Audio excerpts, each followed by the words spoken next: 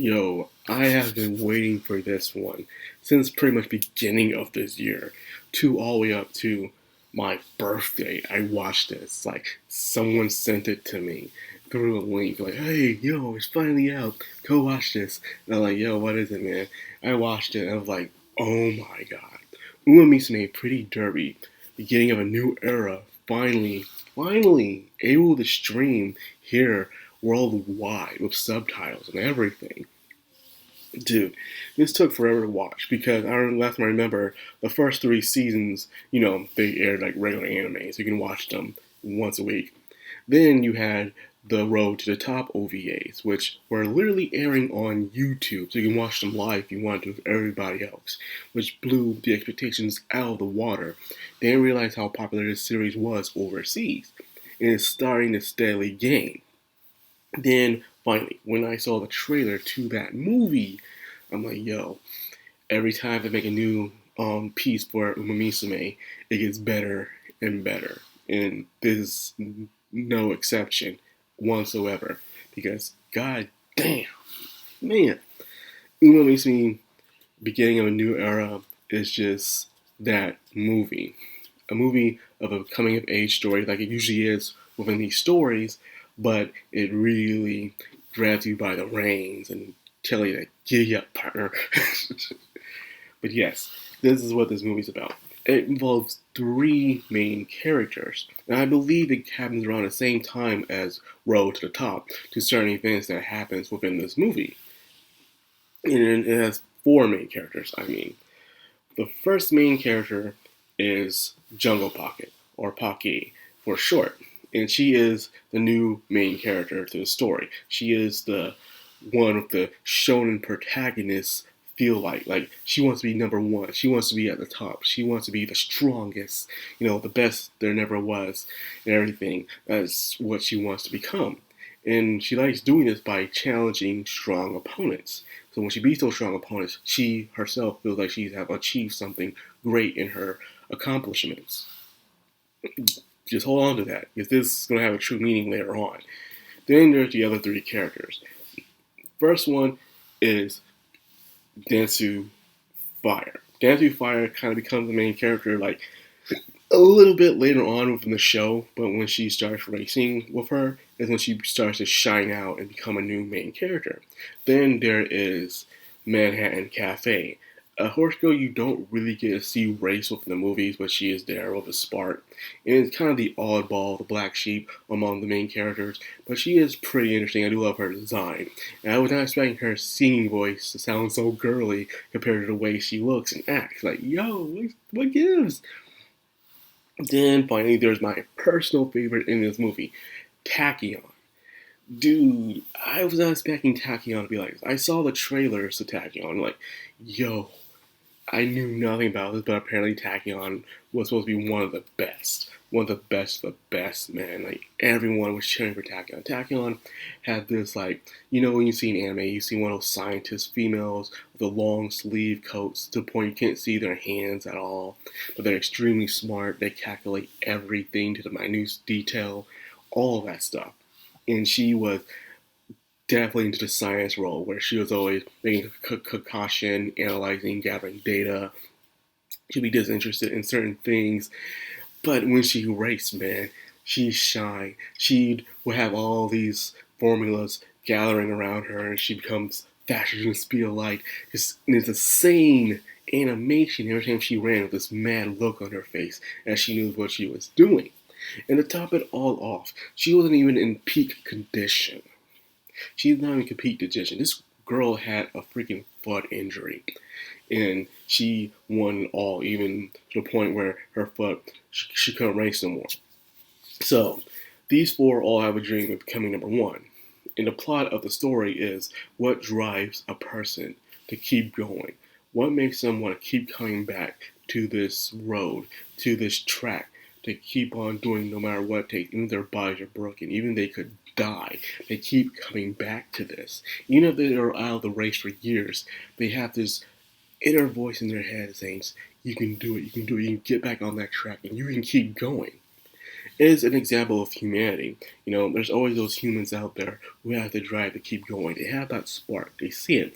And speaking of spark, you see this spark when it comes to Tachyon and Jungle Pocket. Jungle Pocket has this little medallion, like diamond-like medallion in her pocket. She keeps all the time. I guess a good luck charm, whatever it is, but it is her spark. The thing that she always carries on her is what keeps her going. Tachyon has the same thing, and she usually wears it out as well. And the spark is a great metaphor of what shows what happens in the show. Movie, I mean. And throughout the entire movie, Jungle Pocket could never beat Tachyon. No one could beat Tachyon.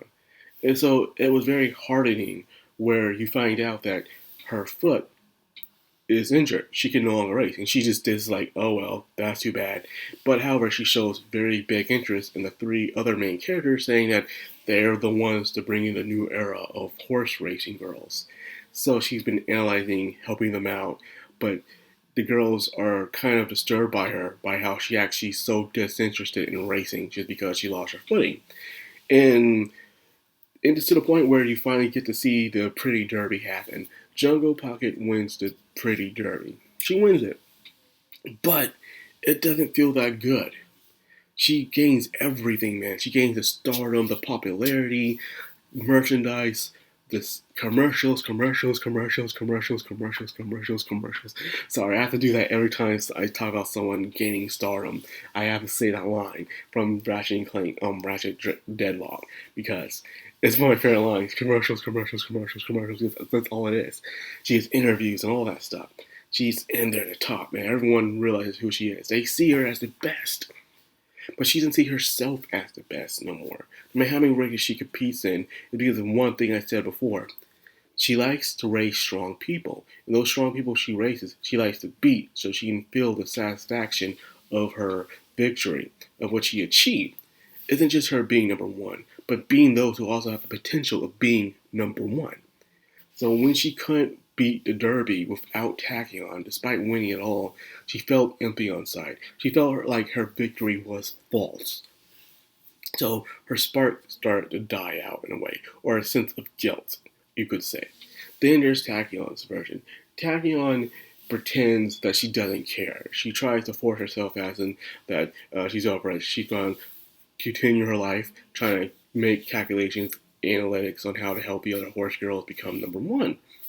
But you see this diamond on saying of a window by the corner of her eye. Every time when she's talking about, not caring about, you see that diamond.